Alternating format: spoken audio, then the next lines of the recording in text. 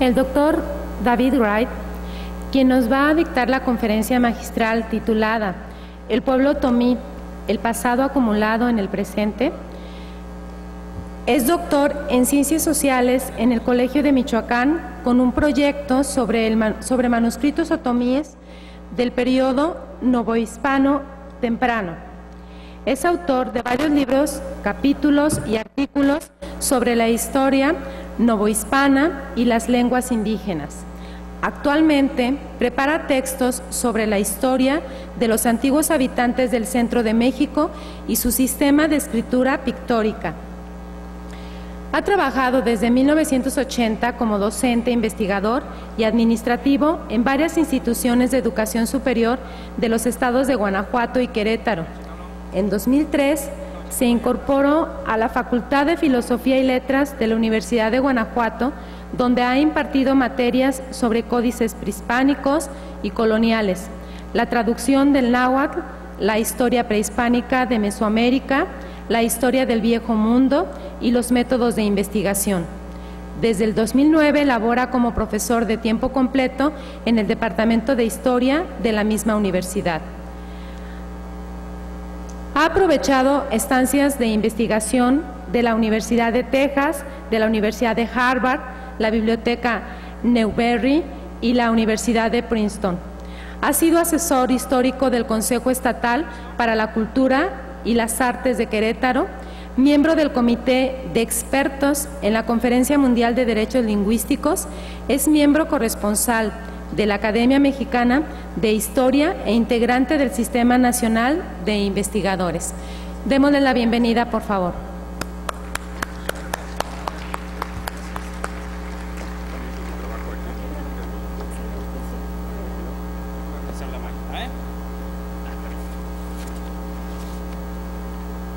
Buenos días. En lo que pongan la imagen en la pantalla, empiezo desde aquí para no desperdiciar el tiempo. Agradezco mucho a Ricardo Contreras la invitación para presentar esto en este foro, cual considero, aparte de interesante, muy importante.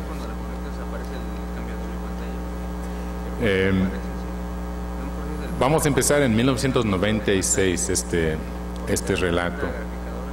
En ese año se llevaron a cabo reuniones de representantes de varias comunidades y organizaciones otomíes con la meta de consolidar un proyecto de la integración del pueblo otomí. Esto sucedió en el marco de una gran efervescencia en torno al tema de los derechos de los pueblos indígenas en México y en el resto del mundo.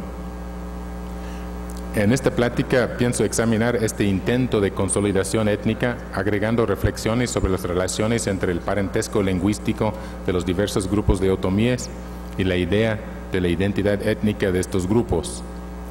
Hablaré también de los estereotipos negativos que existen sobre los otomíes, que se pueden leer en las fuentes escritas por sus vecinos nahuas, españoles y mestizos. Estos textos han sido un obstáculo para el desarrollo de un sentimiento colectivo de orgullo étnico. También mencionaría el corpus, pequeño pero importante, de las obras históricas escritas por los mismos otomíes, las cuales nos ofrecen una visión más equilibrada de su papel en los procesos históricos del centro de México. Esta historia empieza un día 10 de septiembre de 1996, cuando recibí un fax que me sorprendió mucho, firmado por los integrantes de la comisión organizadora del segundo encuentro del pueblo ñañú. Así decía en el fax. Por ello supe que los días 13 y 14 de julio del mismo año, los miembros del pueblo ñañú, como decía ahí, de los estados de México, Hidalgo, Querétaro y Veracruz, todavía faltarían algunos estados para completar toda la zona donde hay otomíes, que el primer encuentro se había reunido en la ciudad de Querétaro y ellos estaban esforzándose, cito, por reencontrarnos con nuestros hermanos también ñañú. ñañú es otomí, en el otomí del Valle del Mezquital. Entonces estaban esforzándose en sus palabras, por reencontrarnos con nuestros hermanos también ñañú de los estados de Tlaxcala, Puebla, Guanajuato y Michoacán, convocando una reunión para los días 5 y 6 de octubre. Solicitaban mi apoyo para recuperar nuestra historia, decía, con una plática sobre el pasado de los otomíes.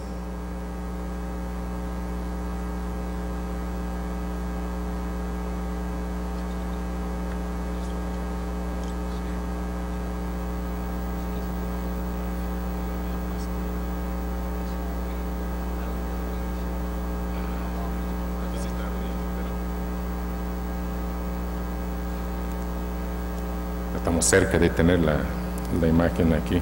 Pensé que ya iba a poder sentarme ahí. Antes de hablar del segundo encuentro, apuntaría algunos comentarios muy breves sobre el primer encuentro, con base en la memoria oficial de la reunión que circuló en fotocopias. Muchas gracias, señores.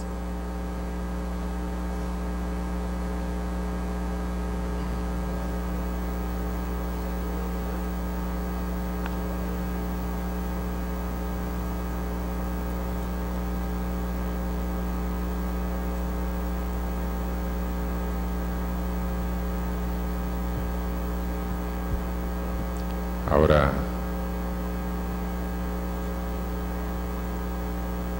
ahí está. Ese es el fax. Me impresionó mucho que el pueblo otomí me mandara un fax. No sabía que existía el pueblo otomí. De eso vamos a hablar. Entonces, el primer encuentro en la memoria oficial de la reunión inició con presentaciones personales de los participantes, acompañadas de un ritual protagonizado. Es la memoria que estoy citando. Un ritual protagonizado por 2 mujeres indígenas con un sahumerio de copal. Siguieron las presentaciones de las organizaciones participantes, en las cuales sus representantes manifestaron los problemas que enfrentaban, con énfasis en la falta de reconocimiento del gobierno hacia las iniciativas propias y la autonomía de las comunidades indígenas. Los objetivos de cada grupo estatal fueron definidos mediante lluvias de ideas. Coincidieron en lo esencial. Querían recuperar el orgullo y la dignidad del pueblo otomí. Querían fomentar la unión de fuerzas para crear un gobierno otomí autónomo, luchar conjuntamente para resolver sus necesidades más apremiantes y promover el conocimiento de su historia y su cultura.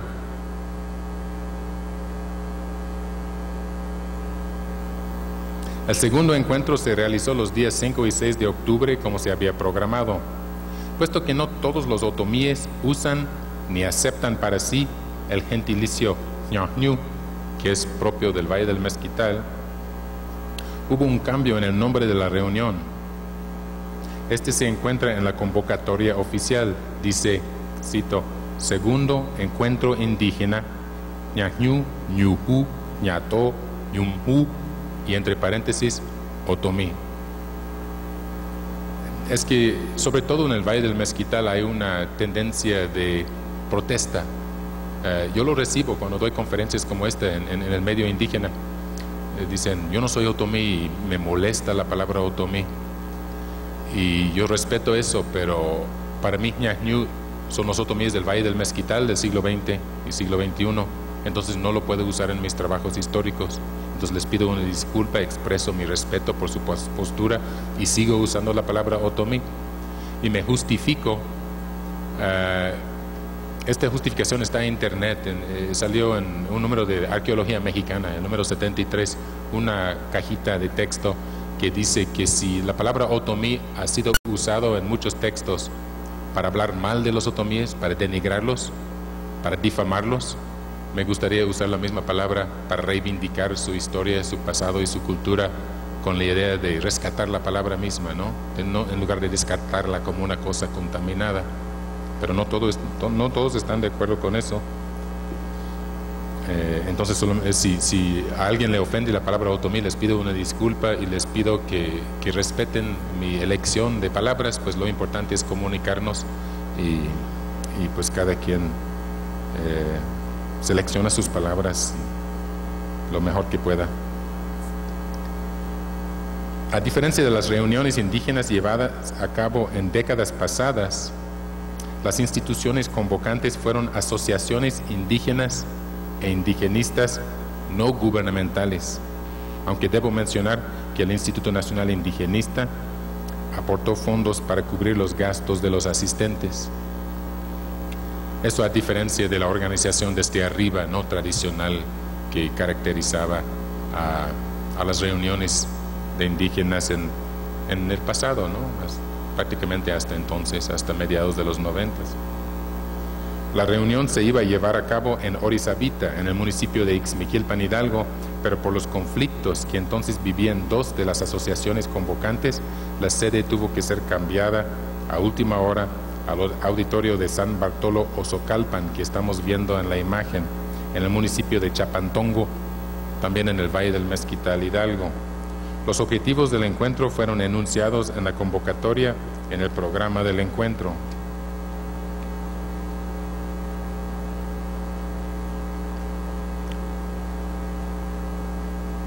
Primero, dar seguimiento al primer encuentro realizado en la ciudad de Querétaro los días 13 y 14 de julio pasados. Estoy leyendo esta parte aquí, probablemente no lo alcancen a leer desde ahí atrás, pero esto está en la convocatoria. 2. Continuar con las tareas de trabajar por la unidad de nuestro pueblo. 3. Intercambiar experiencias para conocer nuestra historia, cultura e identidad. Y 4. Proponer acciones y organizarnos para defender nuestros derechos. El encuentro se llevó a cabo en un ambiente de tranquilidad y convivencia amistosa. Después de la bienvenida de los organizadores, se presentaron los representantes de los grupos y los demás participantes. Les hablé del tema que me habían solicitado, la historia e identidad del pueblo otomí. A continuación hubo una sesión de comentarios y preguntas. Después de una rica comida, los otomíes se pusieron a trabajar en mesas de trabajo para contestar estas preguntas. Primero, ¿qué problemas se viven en nuestras regiones? 2. ¿Cómo podemos juntos construir algo diferente y bueno para nuestros pueblos? Y 3. ¿Cuáles son nuestras demandas inmediatas? Ahí se ve en la manta el problema, ¿no?, de encontrar un nombre para su pueblo que querían formar. No existe el pueblo otomí. Hay un grupo lingüístico y están aquí con un intento de consolidación étnica, de constituir, de conocerse y ver si pueden ser pueblo. Pero ahí está la palabra otomí en la manta para resolver el problema de que no todos usaban el mismo gentilicio. El método de trabajo consistió en discutir sobre cada pregunta, llegar a un consenso y resumir las conclusiones en hojas grandes de papel para exponerlos ante el pleno de los asistentes al final de la jornada. El segundo día escuchamos las ponencias del diputado indígena Tojolabal, Antonio Hernández, quien es casado con una mujer otomí del Valle del Mezquital, y del académico Héctor Díaz Polanco, ambas pláticas sobre los acuerdos de San Andrés Larrainzar, que eran pues noticia fresca, ¿no?, en ese momento. Estas charlas fueron escuchadas y comentadas por los participantes.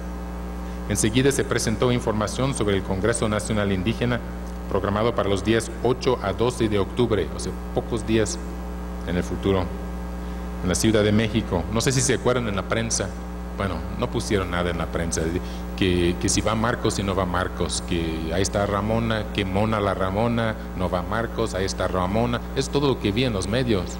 Aún en los medios críticos en la jornada, en el proceso, yo no vi el contenido propositivo de esa reunión. Vi otra cosa ligado con el sensacionalismo en torno al movimiento zapatista. Me extrañó.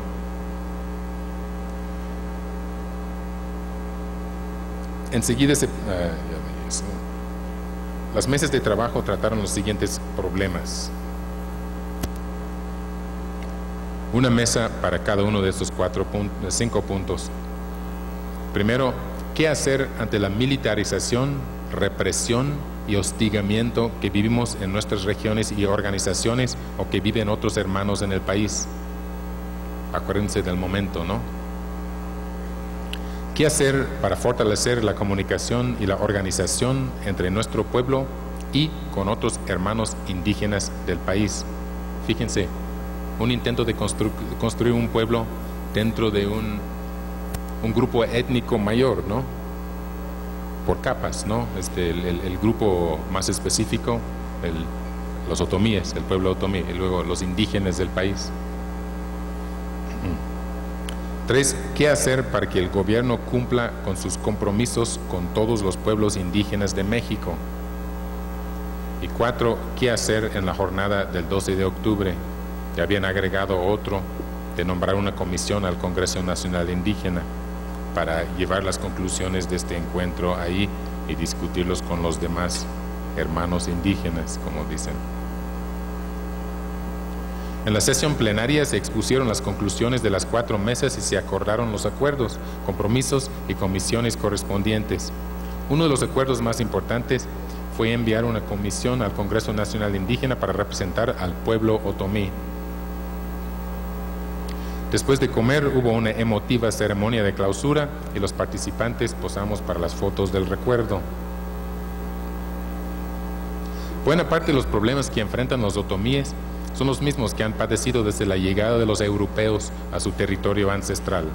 La falta de interés de los funcionarios gubernamentales en su bienestar y su desarrollo, el despojo de sus tierras, la pobreza, la desnutrición, el alcoholismo, la falta de acceso a las instituciones educativas y el desprecio hacia su lengua materna. Otros problemas son propios de nuestros tiempos: la drogadicción, el desempleo, la destrucción de los recursos naturales y la contaminación ambiental. Los asistentes acordaron, para resolver sus problemas y construir algo nuevo, organizarse en varios niveles para contar con representantes surgidas de sus propias estructuras, quienes serían interlocutores con los representantes del gobierno. Vieron como un ingrediente indispensable la autonomía en la educación, en la seguridad y en la administración interna. Propusieron la elaboración de un plan de desarrollo como pueblo y apuntaron estrategias concretas para su superación social.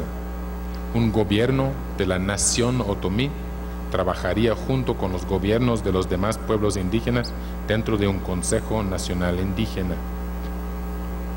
En cuanto a las demandas inmediatas, destacan la solución de sus problemas más apremiantes relacionados con la supervivencia, así como el desarrollo de los proyectos productivos, la creación de instituciones educativas en todos los niveles, así como el uso del otomí en los medios de comunicación.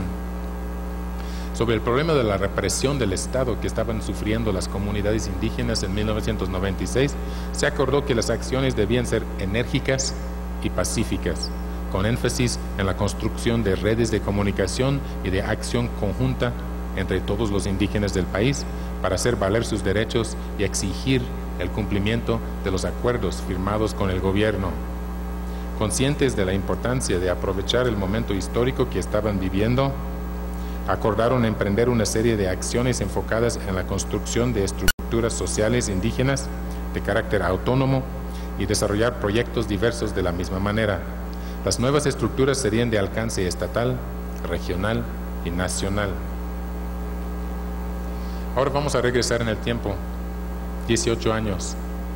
En 1978 tuve mis primeros contactos con los otomíes del Valle del Mezquital, Hidalgo, cuando me casé con una señorita de San Nicolás, un barrio de Ixmiquilpan, con una señorita de San Nicolás. Todos conocen esa tonadita. Durante los años siguientes conviví a menudo con la gente de San Nicolás, participando en sus fiestas y aprendiendo de su cultura. Al mismo tiempo, leí por primera vez los textos sobre la cultura de los antiguos nahuas, recopilados por Fray Bernardino de Sahagún hacia mediados del siglo XVI. Pude percibir, borrosamente todavía, la existencia de una cultura centro-mexicana, de raíces precortesianas, que trascendía las fronteras lingüísticas y que se había adaptada a los nuevos contextos sociales surgidos a raíz de la conquista. Ahí lo importante es que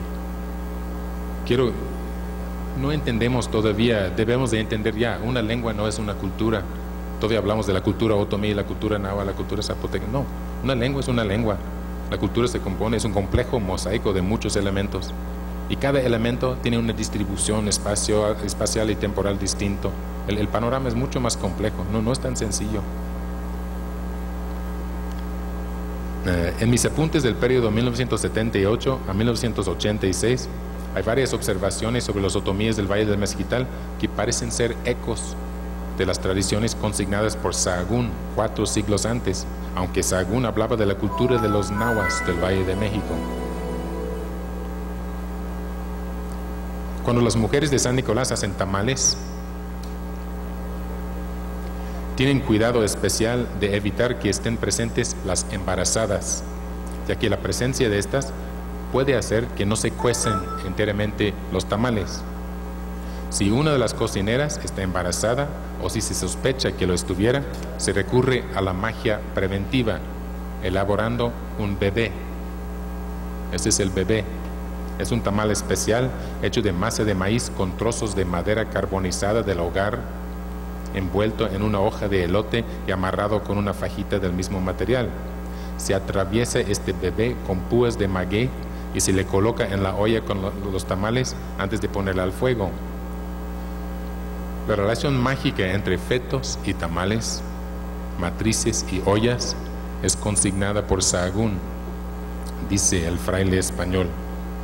Otra abusión tenían: cuando se cuecen los tamales en la olla, algunos se pongan a la olla como la carne cuando se cuece y se pega a la olla. Decían que el que comía aquel tamal pegado, si era hombre, nunca bien tiraría en la guerra las flechas, y su mujer nunca pariría bien.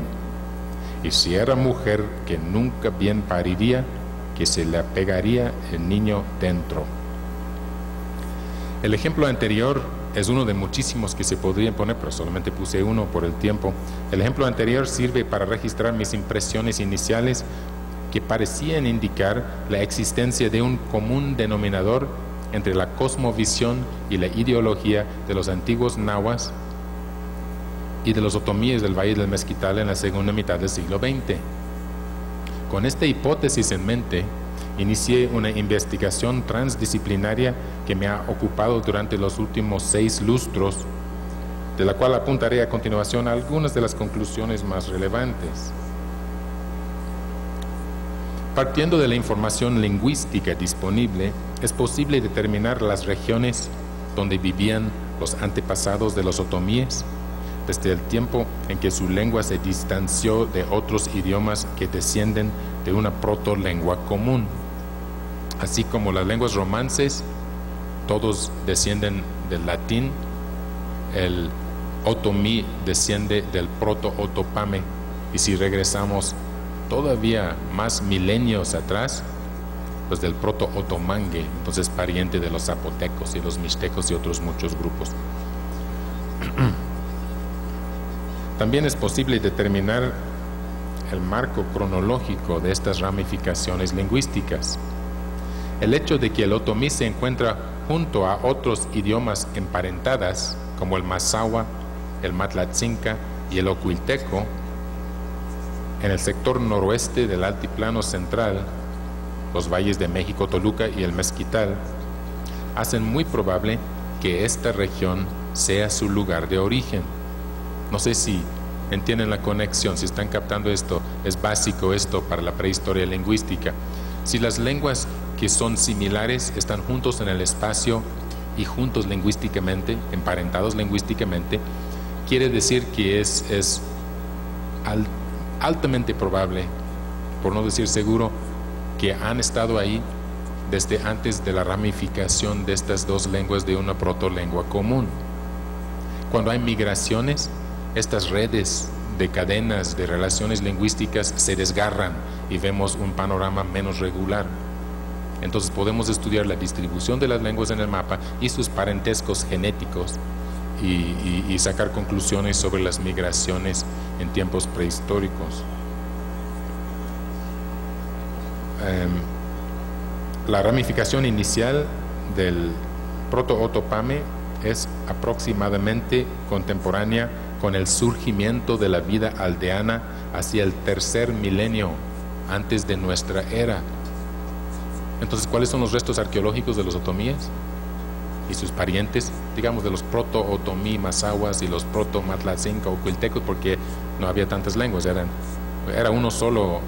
Aquí podemos regresar en el tiempo y ver el proto-otopame meridional hacia 2500 antes de Cristo, con un margen de error grande porque no son fechas precisas, por eso pongo estas barras atrás, apenas se ven en la pantalla, los veo mejor en esta pantalla. Perdón. Quiere decir que cuando apenas estaban empezando a sembrar el maíz, hablaban esa lengua en los valles centrales de México.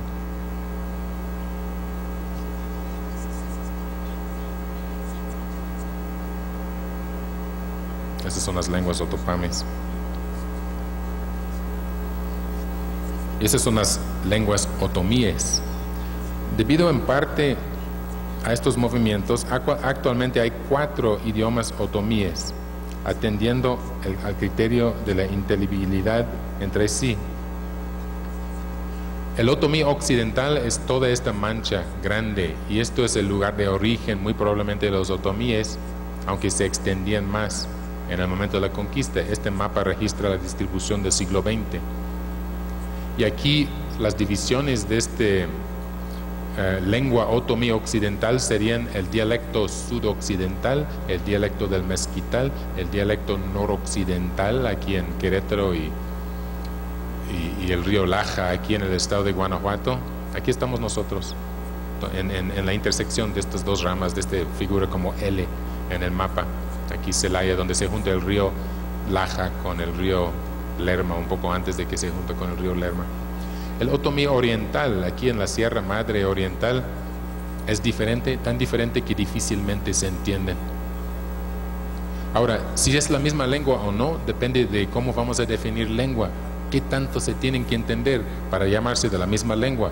Si yo escucho el portugués sin haber estudiado el portugués, capto algunas palabras, algunas cosas, pero realmente no puedo decir que es la misma lengua que el castellano, pues hay demasiadas cosas que no entiendo. Y así pasa con el otomí occidental y con el otomí oriental. Algo se entiende, pero no bien. Entonces podríamos decir que son 2 lenguas.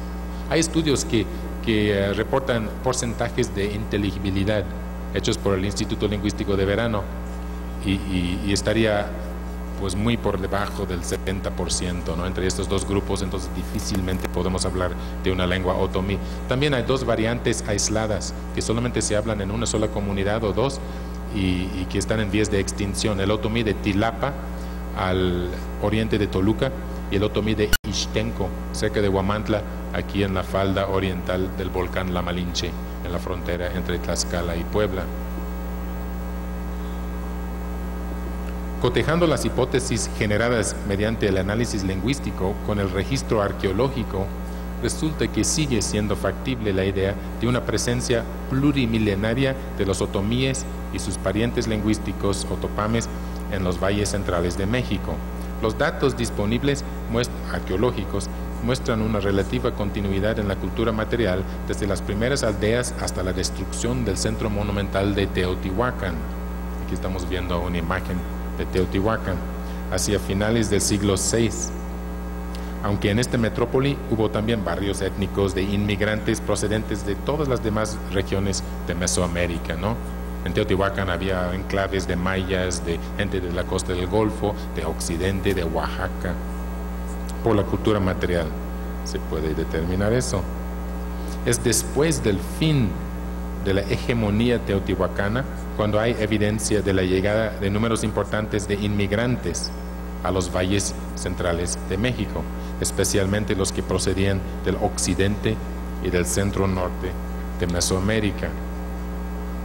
Aplicando los mismos procedimientos al análisis del náhuatl, encontramos que el lugar de origen de los protonahuas probablemente es la región donde se unen los estados de Jalisco, Nayarit, Zacatecas, Durango, y las primeras migraciones de nahuas fuera de esta región parecen haberse llevado a cabo hacia el siglo VI, más o menos.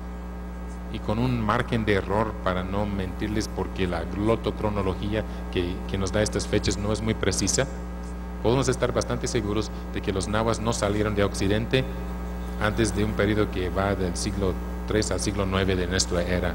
El punto medio sería ahí por 600 después de Cristo, llegando hasta la costa de Oaxaca al principio y el valle del río Balsas en Guerrero, no a los valles centrales, en una segunda migración o serie de migraciones hacia los siglos VI a XI. O sea, por ahí, después de la caída de Teotihuacán, cuando estaba surgiendo Tula, por ahí, los nahuas orientales se separaron de los proto-nahuas, pasando por el centro de México y llegando eventualmente hasta el noreste y el sureste de Mesoamérica.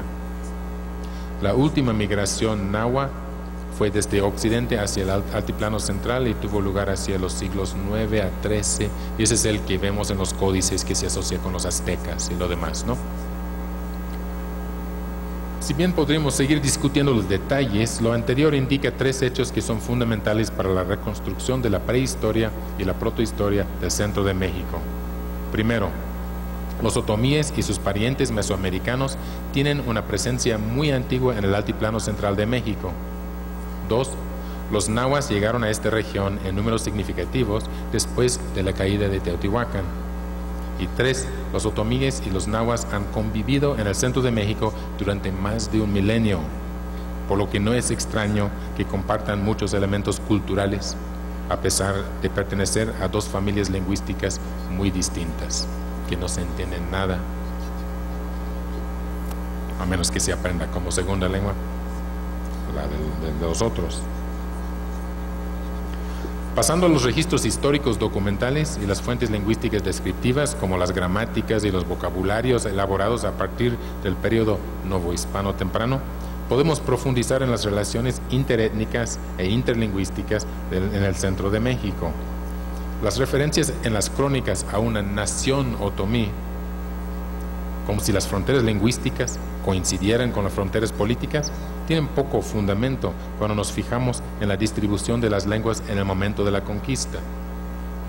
De más de 200 señoríos con población otomí registrados en las fuentes, solo la cuarta parte de estos tenían una composición monolingüe. En los demás señoríos, los otomíes convivían con nahuas, mazahuas, matlatzincas, chichimecas y otros grupos. Fíjense, por barrios, por lengua, pero los señoríos eran plurilingües. En Tlacopan, ciudad señorial de la poderosa Triple Alianza de Mexico, Tenochtitlan, Tlacopan y Texcoco, había una mayoría de otomíes. Fíjense, ¿no han leído en muchos libros que los otomíes fueron dominados por los nahuas? Los grupos lingüísticos no dominaban a otros grupos lingüísticos, no era así. Un señorío dominaba a otro señorío y los señoríos eran plurilingües. Entonces ya tenemos que olvidarnos de esto de la cultura otomí, la cultura nahua y pobrecitos de los otomíes que fueron dominados. No, en la Triple Alianza, que eran los meros mandones, uno de los elementos de los integrantes de la Triple Alianza tenía mayoría otomí.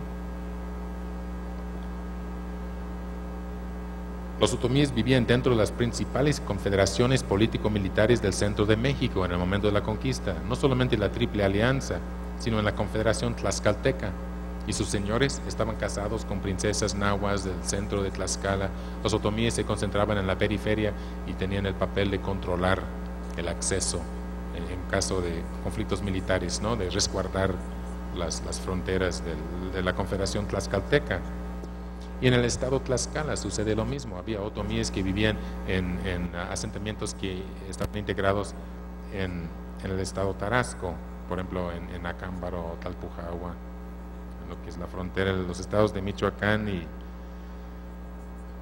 y México y Guanajuato. También había barrios de otomíes en los señoríos independientes de Huejotzingo, Tliuquitepec, en la sierra Tototepec, hoy Tutotepec y Meztitlán. La unidad cultural básica de esta región en el momento de la conquista se refleja en los préstamos lingüísticos. Son muy raros los préstamos de palabras o morfemas, pero son sumamente frecuentes los calcos, en los cuales un concepto cultural pasa de un idioma a otro, pero construyendo una nueva palabra en la lengua adoptante a partir de sus propios morfemas. O sea, se presta la idea sin el sonido. ¿Han oído la palabra náhuatl, altepetl? El agua, el cerro, para un señorío, un reino. Pues en otomí está andejento, que es lo mismo, es el agua, el cerro, es un difrasismo metafórico. Y así son los calcos, los nombres de los lugares, los nombres de las personas, todos se traducen, volviendo a construirse con los morfemas propios de cada lengua. Lo mismo pasa con el calendario, los términos calendáricos, los nombres de las deidades, las metáforas guerreras, las estructuras sociales. Tengo tabla tras tabla tras tabla, donde analizo las palabras en otomí, las palabras en náhuatl en el siglo XVI, y son construcciones con la misma idea, pero en cada lengua, hechas con los morfemas propios de esa lengua. La presencia de otomíes y náhuatl en el centro de México durante medio milenio antes de la llegada de los españoles, así como la integración de los diversos grupos lingüísticos en los principales señoríos del centro de México, produjo una relativa homogeneidad cultural. Sigue siendo muy difícil identificar los marcadores étnicos que pudieron haber distinguido a los otomíes fuera de su lengua y de ciertos atributos como los peinados, ciertos adornos corporales, porque había en esencia una cultura centro-mexicana, plurilingüe. Arqueológicamente no se puede distinguir entre un sitio otomí y un sitio náhuatl realmente. Compraban las mismas vasijas en el mercado, económicamente tenían las mismas prácticas, era muy similar. Sí hay sutiles diferencias, podemos detectarlas, pero no, en la cultura material realmente no se manifiestan, en la arqueología. Ahora, siendo así las cosas, ¿por qué cuando abrimos cualquier enciclopedia o libro de los que más hay en las bibliotecas dicen que los otomíes nunca hicieron nada y los eternos dominados? No sé si han visto esos relatos. Viene desde el siglo XVI, empezando por las crónicas clásicas, las relaciones geográficas y otras fuentes novohispanas. La historia mexicana de corte nacionalista ha tendido a retomar y reforzar esta visión negativa sobre los otomíes, la cual se explica, al menos en parte, por la creación de un mito patriótico que cimienta el Estado mexicano sobre la gloria del Imperio Mexica, sin fijarse que había otomíes en el corazón del Imperio Mexica.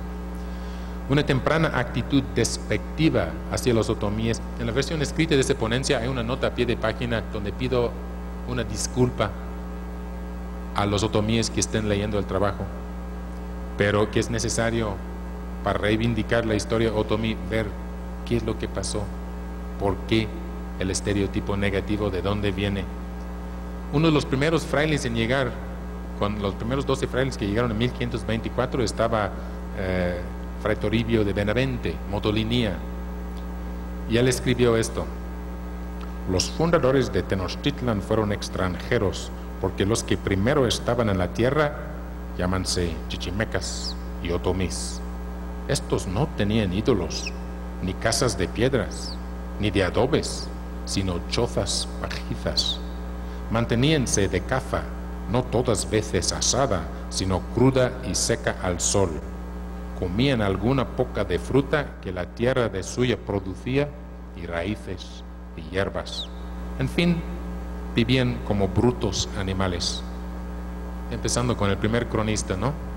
Diciendo eso. Empezamos mal. Es muy conocida la descripción de los otomíes en el libro 10 del Códice Florentino de Fray Bernardino de Sahagún. Después de clasificar a los otomíes como chichimecas, junto a los tamime y los teochichimecas o sacachichimecas, los informantes nahuas de Sahagún conceden que los otomíes, cito, no carecían de policía, vivían en poblado, tenían su república, con distintos niveles jerárquicos en lo civil y en lo religioso, se vestían como otros habitantes del centro de México, con prendas de buena calidad, eran agricultores, habitaban casas de materiales vegetales y hacían templos de los mismos materiales, pero de una hechura especialmente fina. En los edificios asociados a los templos, los sacerdotes otomíes educaban a la próxima generación de nobles. En la descripción de los peinados y adornos corporales podemos identificar algunos posibles marcadores étnicos, aunque en ella la cultura de los otomíes se parece muchísimo a la de otros habitantes del centro de México, incluyendo los nahuas. En un párrafo que inicia con el encabezamiento "Los defectos o faltas de los otomíes", se manifiestan los prejuicios negativos que algunos nahuas guardaban hacia sus vecinos. Dice aquí en la recopilación de Sahagún: los otomíes de su condición eran torpes, toscos e inhábiles, reñiéndole por su torpedad. Les suelen decir en oprobio: ah, qué inhábil eres como otomite, que no se te alcanza lo que te dicen. ¿Por ventura eres uno de los mismos otomites? Cierto, no les eres semejante, sino que eres del todo y puro otomite, y aún más que otomite, todo lo cual se decía por injuriar al que es inhábil y torpe, reprendiéndole de su propia capacidad y habilidad. Entonces sigue esto, ¿no? La discriminación étnica hacia los otomíes por hablar otra lengua, por ser diferentes. Enseguida los informantes de Sahagún califican a los otomíes de codiciosos, ostentosos en el vestuario y la decoración corporal, perezosos, borrachos, poco frugales y lujuriosos. Entre estos juicios, curiosamente, hay descripciones de la alta calidad de los textiles confeccionados por las mujeres, así como datos escuetos sobre los dioses y los rituales de los otomíes. Sigue. Podría publicar una antología de fuentes que hablen mal de los otomíes. Voy a brincar un poco en aras de la brevedad. En el siglo XX se sigue la moda de insultar a los otomíes en los textos. Manuel Toussaint, el padre de la historia del arte mexicano moderno, en su descripción del convento de Jilotepec, llega al extremo de escribir estas palabras: habiendo visto todo lo visible y lo que nos permitió ver, un sacristán estúpidamente otomí, es decir, perfecto, salimos a completar nuestro paseo. ¿Por qué, verdad? ¿Por qué lo escribe? Dejó volar su imaginación frente a la antigua capilla abierta de Jilotepec. Dice: ahí hace 400 años un pequeño grupo de santos Juanes Bosco, más pobres, más miserables, más arriesgados, enseñaron la fe de Cristo a los casi salvajes indios otomíes. ¿Por qué? Pedro Carrasco Pisana hizo una aportación fundamental para la comprensión del pasado de los otomíes en su tesis profesional presentada en 1945 y publicada un lustro después. En ella demostró la filiación plenamente mesoamericana de este grupo lingüístico. Aún así, en el prefacio de la versión impresa, 5 años después, cuando publicaron por primera vez su tesis, intentó distanciarse de sus logros, quizá debido a las críticas que había recibido de sus contemporáneos. Escribe en el prólogo: después de resolver el asunto y demostrar que los otomíes vivían como otros mesoamericanos, dice: al publicarse ahora, 5 años después de escrito, no hubo tiempo de hacer ningún cambio por encontrarse el autor en el campo al decidirse a iniciarse la impresión. De todas maneras, habrían sido pocos los cambios. Hubiéramos insistido en el papel de los otomíes dentro de la estratificación étnica del antiguo México, relacionado con el hecho de ocupar pocas regiones de agricultura avanzada y no vivir en ciudades, ocupando un nivel cultural que, aunque típicamente mesoamericano, era inferior al de los nahua urbanos. ¿Se echó para atrás? Un poco cobardemente, porque ya había resuelto el asunto, pero por las críticas decía: no, yo no quise decir que los otomíes fueron tan grandes como los nahuas, ¿no? Porque ya iba contra el mito establecido.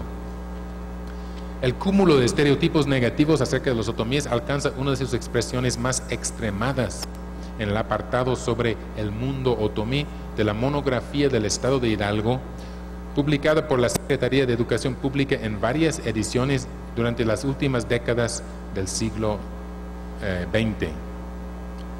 Basta el extracto siguiente como muestra del tono general del texto.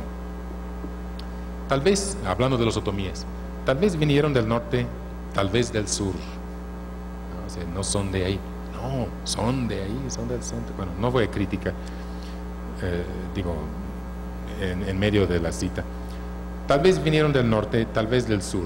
Las crónicas dicen que, y es una cita, no conocían ni tenían superior, ni adoraban dioses algunos, ni tenían ritos de ningún género, solamente se andaban casando. Y termina la cita interior de esta cita que estoy leyendo. Nunca tuvieron territorio para ellos por mucho tiempo. Hubo quien los calificó de advenedizos porque no tenían por qué estar ahí.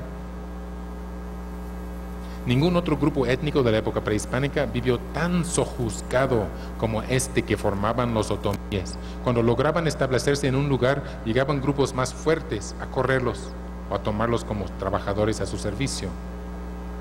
La cultura original de los otomíes nunca fue propia, porque sus conquistadores nunca les dieron tiempo de desarrollarla. No construían templos que no fueran los de los vencedores. No trabajaban otra cerámica distinta a la de los mexicas, siguiendo los modelos que se les ordenaba. Sabían producir buenas telas y mantas de algodón, pero rara vez se les permitía usarlas. Bueno, termina la cita. La ilustración que complementa las palabras anteriores muestra un hombre fornido vestido con un trozo de piel mal cortado, como los que usan los cavernícolas en las producciones de Hollywood, cazando patos con un lanzadardos. Esta publicación fue distribuida a varias generaciones escolares de las escuelas primarias del estado de Hidalgo. Es probable que haya hecho más daño a la identidad étnica de los otomíes que las demás obras citadas. Evidentemente perjudicó la autoestima de los niños otomíes y reforzó los estereotipos negativos en las mentes de sus compañeros. Imagínense, al leer eso en grupo, en clase, las burlas, ¿no? Y la vergüenza por ser otomí, de los niños otomíes. Y esto impreso y entregado como libro gratuito por el Estado. El lector comprenderá la insistencia de los otomíes en los encuentros de 1996 en la urgencia de reconstruir y reivindicar su memoria histórica. De alguna manera me reclutaron y estoy muy feliz de poder servirles en esa tarea. Ahora, esta es la imagen que les decía. ¿Quién viste así, verdad? Homo sapiens moderno no creo que jamás se haya vestido así. Eso sería Homo habilis o algo así en África. Se ha dicho que los otomíes no dejaron registros de su propia historia. Lo ha dicho Jacques Soustelle en su obra clásica La familia Otomí-Pamed. Investigaciones recientes en las bibliotecas y archivos del mundo revelan la existencia de un corpus creciente de manuscritos elaborados por hablantes del otomí durante el periodo novohispano, algunos de los cuales contienen contenidos netamente históricos. Hay documentos mixtos que combinan elementos pictóricos de la tradición gráfica prehispánica con textos alfabéticos, elaborados por escribanos otomíes durante la primera mitad de la época novohispana. Uno de los más importantes que estamos viendo aquí es el mapa de Huamantla, o Códice de Huamantla, un documento cartográfico e histórico de gran formato, pues, casi 2 metros por 7. Imagínense, en papel de amate, pintado, que narra la historia de una migración de los otomíes desde el norte del Estado de México hasta el oriente de Tlaxcala, así como otros sucesos de los últimos siglos antes de la conquista y del primer siglo de la época novohispana. ¿No han leído que estos monitos, estos signos pictóricos son escritura del náhuatl? Vean los libros de Joaquín Galarza, por ejemplo. No, es escritura centro-mexicana que usaban nahuas, otomíes, mixtecos, muchos grupos. Funciona en un nivel translingüístico, aunque también se presta para poner algunos signos específicos de las lenguas de los que están manejando este sistema. Otro es el Códice de Huichapan, con 4 secciones alfabéticas o alfabético-pictóricas, incluyendo los análisis de Huichapan entre 1539 y 1632, una nómina de pueblos de la antigua provincia de Xilotepec, hoy Jilotepec, en el Estado de México, un calendario bicultural y plurilingüe, así como los análisis de Xilotepec entre 1403 y 1528, que estamos viendo aquí, y todo con una lectura en lengua otomí y con algunas glosas en náhuatl. Entre los documentos de tipo económico sobresalen los 6 recibos de Mixquiahuala, elaborados entre 1568 y 1573 para registrar la entrega de bienes y servicios proporcionados por la comunidad de este pueblo otomí al corregidor español. La lista de los manuscritos con elementos pictóricos pintados por otomíes es más larga de lo que generalmente se sospecha, especialmente cuando consideramos los mapas que acompañan varias de las relaciones geográficas del siglo XVI y los expedientes sobre pleitos por tierras en el Archivo General de la Nación. Los manuscritos alfabéticos en otomí versan sobre temas muy diversos. Todos son útiles, aún indispensables, para recuperar la historia de este pueblo. Hay varias obras que describen la lengua otomí entre gramáticas y vocabularios elaborados durante los siglos XVI, XVII, XVIII y principios del XIX. Fueron preparados por clérigos en su mayor parte, evidentemente con el apoyo de colaboradores otomíes. Algunos manuscritos tienen contenidos cristianos, reflejan las labores misioneras llevadas a cabo en los pueblos otomíes. Otros contienen datos etnográficos importantes. Hay documentos escritos por los mismos otomíes en su lengua materna para diversos propósitos. Correspondencia personal. Encontré una colección de cartas entre señores otomíes, entre nobles otomíes, en la biblioteca Newberry de Chicago, por ejemplo. Hay narraciones históricas acerca de los conquistadores otomíes que participaron en la guerra chichimeca.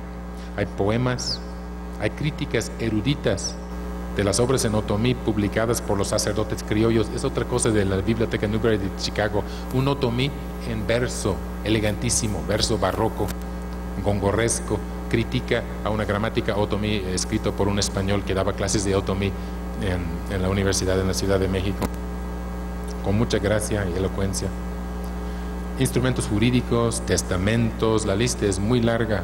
Todavía hay gente que repite, citando a Sustel, citando a otros autores. No, los otomíes nunca escribieron, no hay manuscritos en otomíes. Ahí están, pues hay que buscarlos. Considerando lo expuesto hasta aquí, es evidente que los otomíes desempeñaron un papel fundamental en los procesos políticos, sociales y culturales del centro de México durante la época prehispánica. En el momento de la conquista había numerosos señoríos otomíes en esta región, interactuando con los demás centros de poder, y había barrios otomíes en buena parte de los señoríos plurilingües de la región. Las fronteras políticas rara vez coincidían con las fronteras lingüísticas. Los hablantes del otomí se dividían entre los principales bloques de poder que disputaban los excedentes económicos de la región. Cuando la Triple Alianza hacía la guerra a Tlaxcala, había otomíes y había nahuas en ambos lados. ¿Sí? No era por lengua el conflicto, era por señorío, como mencioné. De la misma manera, había una notable integración cultural de todos los grupos lingüísticos que convivían en esta zona. Los otomíes vivían en las más diversas zonas geográficas, incluyendo zonas lacustres, bosques en las serranías, el semidesierto del pie de monte de la Sierra Madre Oriental y el paisaje quebrado de esta formación orográfica. Cada uno de estos entornos naturales influía en la cultura de sus habitantes. Yo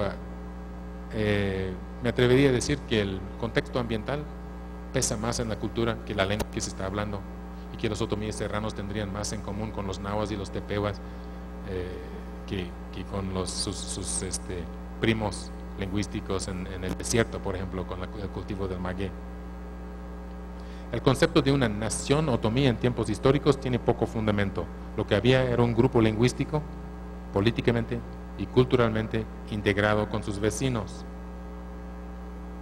El tamaño y la diversidad de la región otomí, aunada a la atomización de las estructuras sociales provocada por el dominio español y después por el gobierno mexicano, ha fomentado la diversidad lingüística, por lo que en nuestros tiempos hay dos grandes agrupaciones lingüísticas de otomíes que apenas se entienden, más otros dos idiomas otomíes aislados, probablemente en vías de extinción.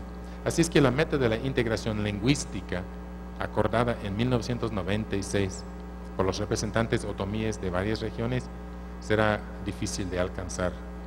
El avance en el uso de estas lenguas en los medios impresos, radiofónicos, televisivos, redes digitales, debería de fomentar cierta integración dialectal, como se ha visto en otras sociedades, si se logra hacer un uso amplio y frecuente de estos recursos tecnológicos para la difusión de las lenguas y de la cultura de los otomíes. Aún tomando en cuenta la magnitud del reto, me parece interesante la idea de la construcción de un pueblo otomí con base en la lengua, pues es un factor que puede dar unidad, mejor unidad que división. Aunque este solo sea un elemento del complejo mosaico de rasgos que conforman las culturas humanas, afortunadamente los emergentes proyectos sociales de los pueblos indígenas contemplan las acciones conjuntas y coordinadas entre sí, reconocen su unidad cultural fundamental y el hecho de que comparten los mismos problemas y las mismas amenazas en los diferentes grupos de indígenas de México. La supervivencia de estas colectividades humanas dependerá del éxito de sus proyectos de integración y de cooperación. El estudio de su pasado es una parte indispensable de estos proyectos, como han dicho los mismos otomíes. Muchas gracias.